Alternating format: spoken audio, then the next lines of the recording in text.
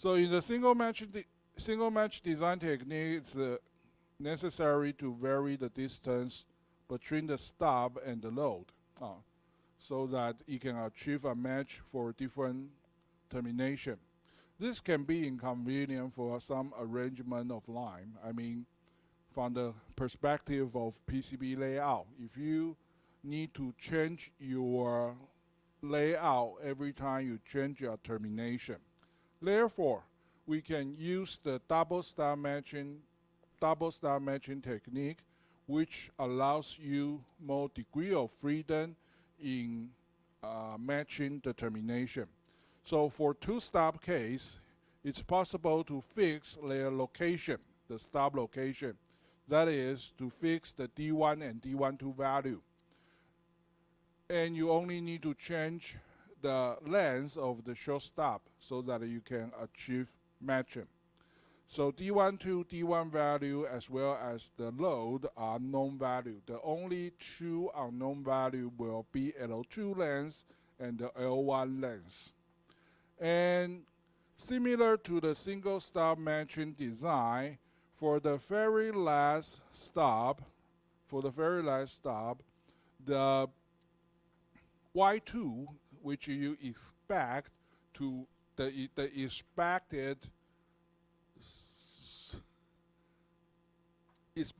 admittance from view from the generator should be 1.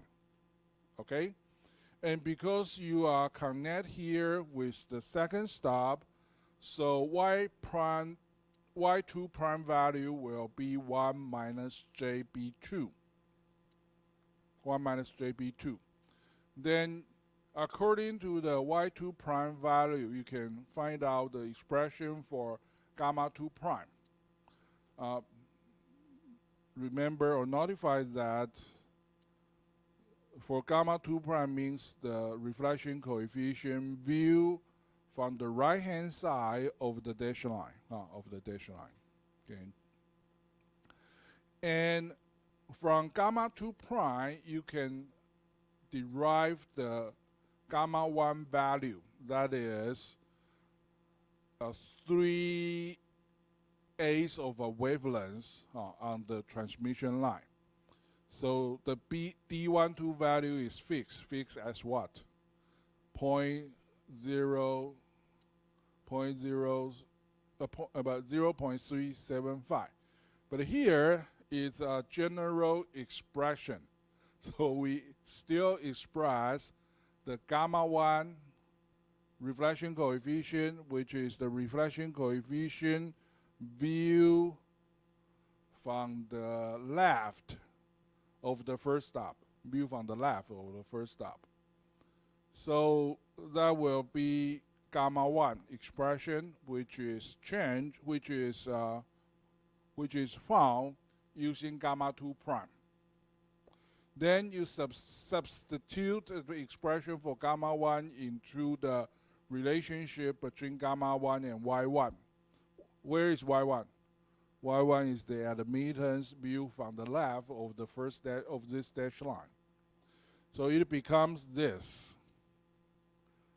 注意哦，这已经是整理过后的结果了哈。有没有觉得头晕呢？还没有，还有更多的 Okay, once you find Y1, you should find Y1 prime, which is the subtraction of Y1 with respect to JB1. That is the susceptance provided with the first stop. And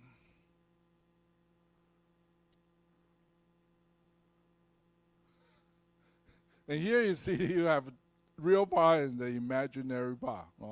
You can separate them into real part over here and imaginary part over here, okay? And to simplify the expression, it's expressed as G prime plus JB prime, okay?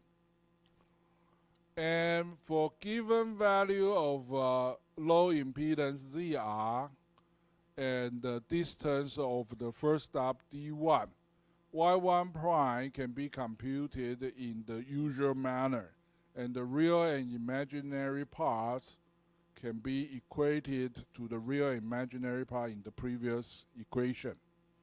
Note that B1 does not appear in the real part expression, so we can first compute B2. Okay, so here is the order that you find the desired values. You begins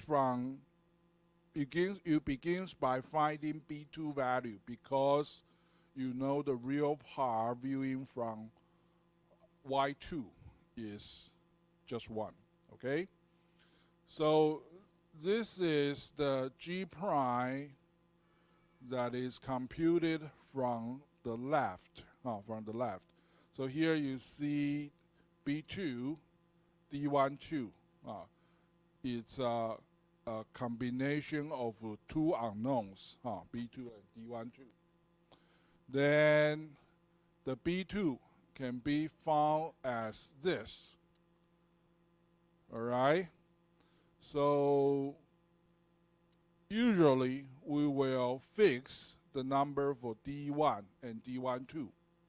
So D1 equals to 0, D12 equals to 3/8 of our wavelength. So in this expression, this is known, this is known, this is known, this is known. The only unknown is G prime. The only unknown is G prime. And this expression can be simplified as this. Again, the only unknown is G prime. What is G prime? The admittance, the conductance of your load. The conductance of your load. So use equation 7.52. You can use the load conductance to find out the B2 value required for the second stop. And here you see it involves a square root, which means the inverse of the G prime should be greater than the square of sine beta 212. Otherwise, you will fall in the so-called forbidden region. You can check it up. If you substitute D12 as 0.375, beta is what? 2 pi over lambda. D12 is 3/8 of a lambda. OK， 自己乘乘看了哈。所以那个平方乘起来会是 sin 值应该是根号1/2啊，根号1/2吧哈。所以平方会变1/2，然后取导数就是2，所以那个基判值必须要大于2。假如你的 D12 是选 0.375 lambda 的话 ，OK。So a simple way to get around this problem is to increase D1 by a quarter wavelength， 就是我们后面看到的转半圈，给它转半圈。So assuming the condition is met, then we can compute two possible solutions for B2. Then once you solve B2, you can solve for B1, and the equation you need is this. 都有式子的啦，都导出来了啦，都有导出来了，但你不太可能背得下来嘛，OK。好了，我也不会考你背了，OK。但我比较可能考你的就是史密斯图的转嘛，OK。所以作业还是什么的时候，还是要练习一下咯，Alright, so here's the example, which is the same as we use in section 7.5.